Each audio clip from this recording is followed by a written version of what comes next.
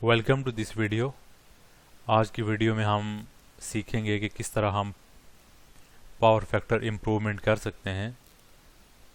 Power factor improvement के लिए जो फार्मूला यूज़ होगा वो हमारे पास है KVR equal to P into tan theta 1 minus tan theta 2।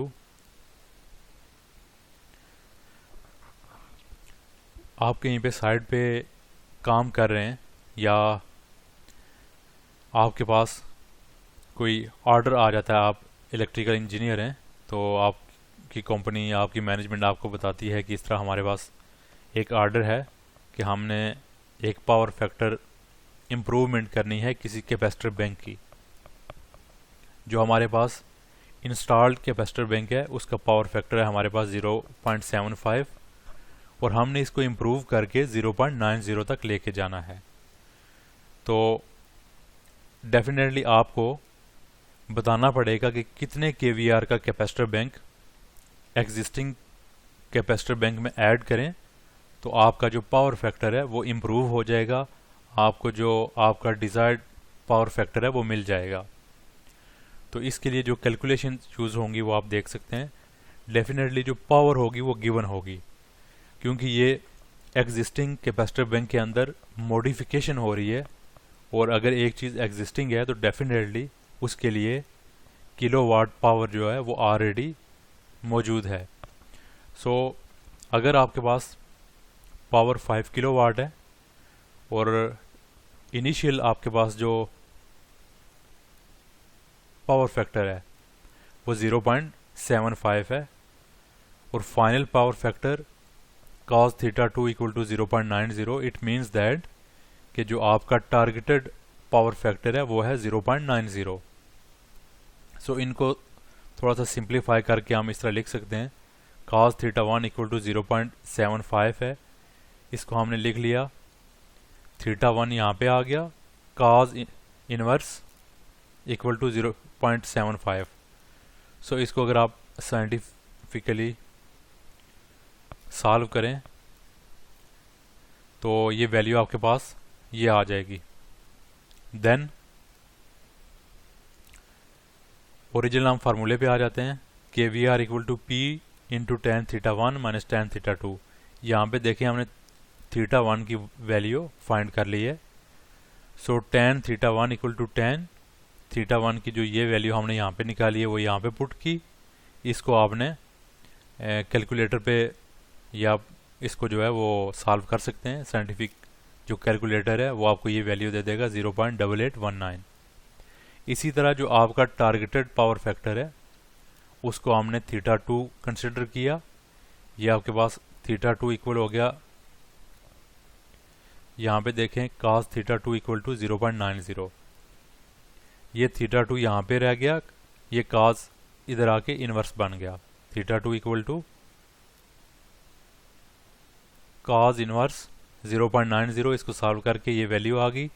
Then tan theta 2, tan as it is theta 2 की वैल्यू पुट की, इसको साइंटिफिक कैलकुलेटर से सॉल्व किया, ये आपके पास वैल्यू आ गई। अब हम फार्मूला लिख लेते हैं। हमारे पास KVR equal to P tan theta 1 minus tan theta 2। यहाँ पे tan थीटा 1 की वैल्यू पुट की, ये वाली, उसके बाद tan थीटा 2 की वैल्यू जो हमने यहाँ पे फाइंड की थी वो यहाँ पे पुट की, इसको सॉल्व किया और हमारे पास वैल्यू आ गई 1.99 KVR। इसका मतलब ये हुआ कि आपके पास एक एग्जिस्टिंग कैपेसिटर बैंक है और वो जो कैपेसिटर है वो कैपेसिटर बैंक यूज़ हो रहा है